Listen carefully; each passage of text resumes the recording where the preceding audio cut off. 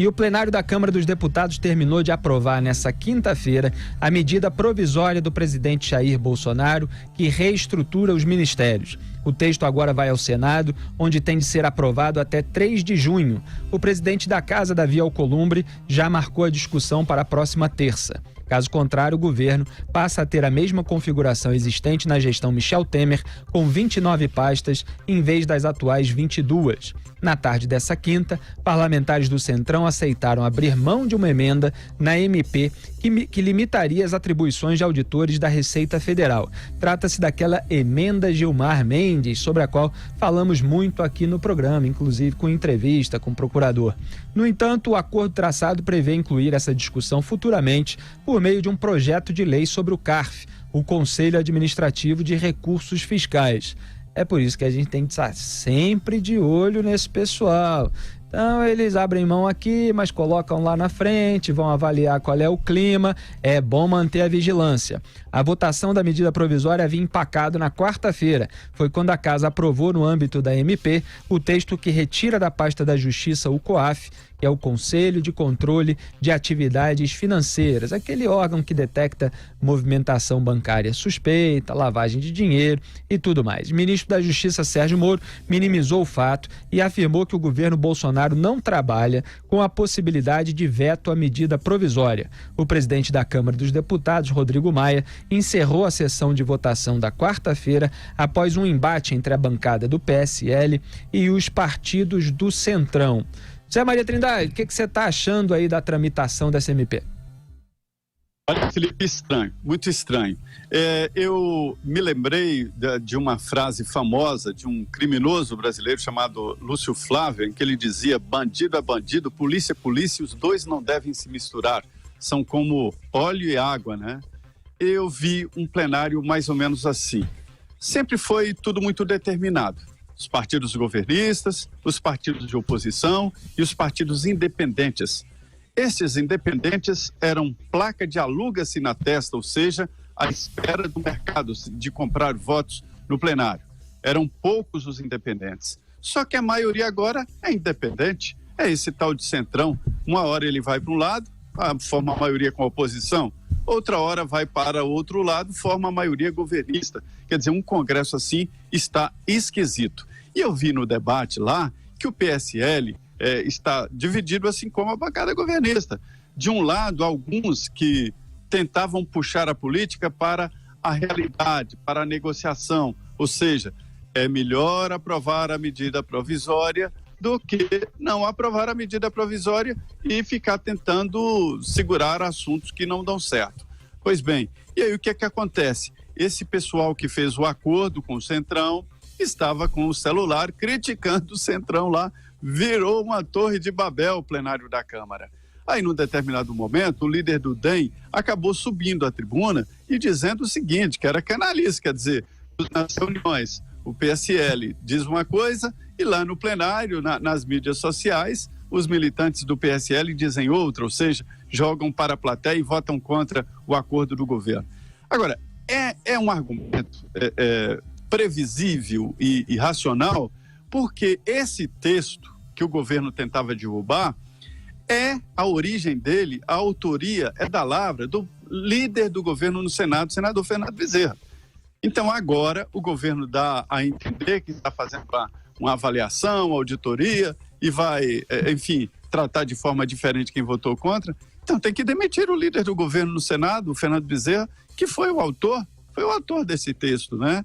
E agora o projeto foi aprovado na Câmara, vai para o Senado e para continuar em vigor tem que ser aprovado até o dia 3. Ora, foram medidas importantes modificadas ali, pontos importantes. Primeiro, não aumentou esse novo Ministério das Cidades que os fisiologistas da Câmara queriam. Isso acabou, ficou o original, né, com os 22 ministérios.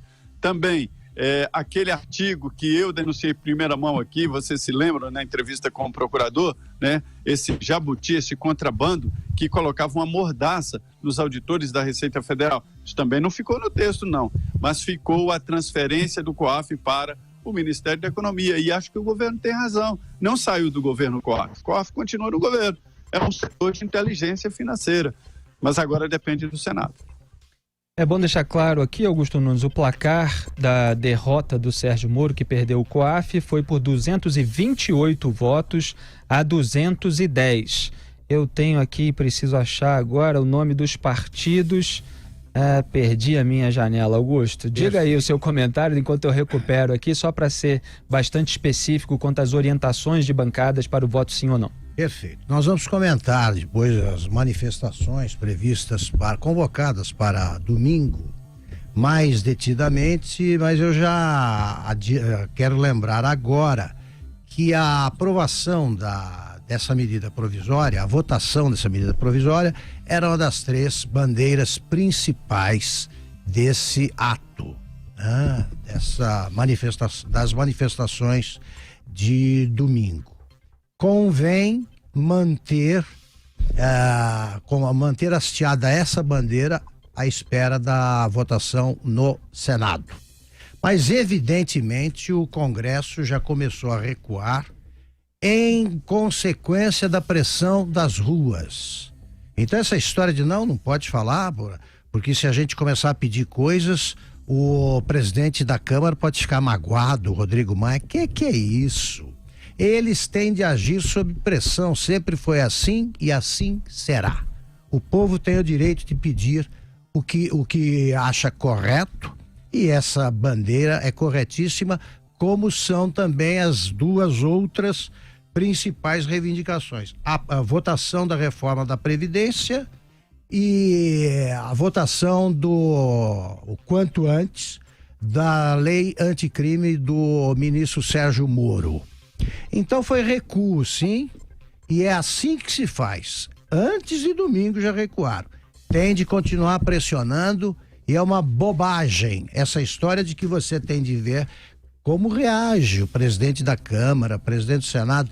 Eles que votem de acordo com a vontade do povo, que acabou de mostrar o que queria na eleição de outubro.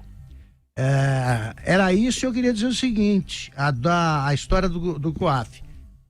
Fica todo mundo dizendo aí que não tem importância, qual é o problema, não é? Que o COAF é do mesmo governo. Se é assim, se tanto faz, o Ministério que fica subordinado ao COAF, por que não atenderam ao Sérgio Moro? Não atenderam porque bandido não concorda com o xerife nunca. Muito bem, na votação para retirar o COAF do Sérgio Moro e voltar o órgão para o Ministério da Economia, partidos como PSL, Podemos, PROS, Cidadania, Novo e PV orientaram que seus parlamentares votassem sim, ou seja, para que o COAF permanecesse sob responsabilidade de Moro.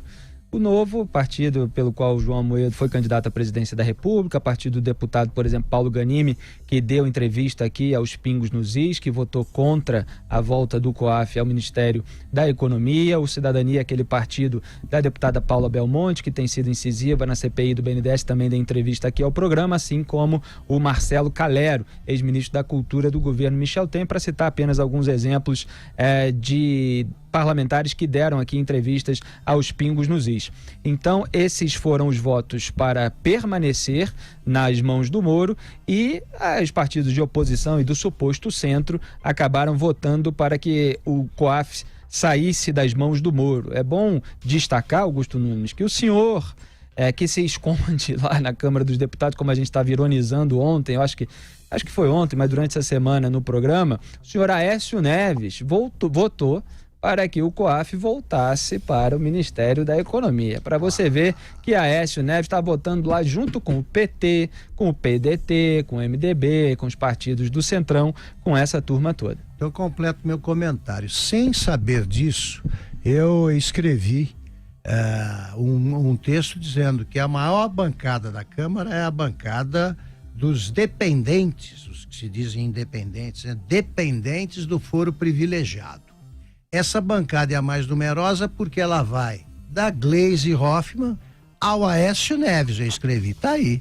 Os dois certamente votaram juntos porque eles têm o mesmo ofício, que da cadeia.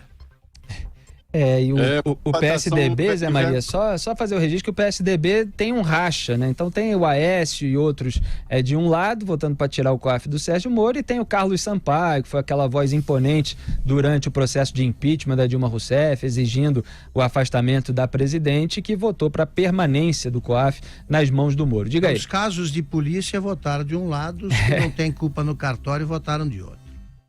Foi uma votação envergonhada, tão envergonhada que ficaram incomodados com as transmissões no plenário. O pessoal está usando o celular, viu? Mudou, o mundo mudou. O que a gente falou ontem aqui, com a participação boa aí do Carioca, é a realidade. O mundo mudou, as pessoas têm que perceber. E eles se sentiram envergonhados pela transmissão. Se fosse uma coisa boa, estaria até aparecendo aí e tal. Mas não, uma votação envergonhada. Isso está ficando cada vez mais difícil aqui, votação fechada, votação secreta. Augusto, eu acho que até a oposição admite que o presidente da República, a principal função dele é gerir. Ele tem a gestão dele. Então ele coloca o órgão que ele quiser, onde ele quiser, né? É claro que o Congresso tem que aprovar, mas é evidente que o presidente é que gere a máquina pública. E eu concordo com o governo, pode colocar o COAF onde ele quiser, mas haverá um serviço de inteligência financeira na Polícia Federal que vai se consultar no COAF, isso é legítimo.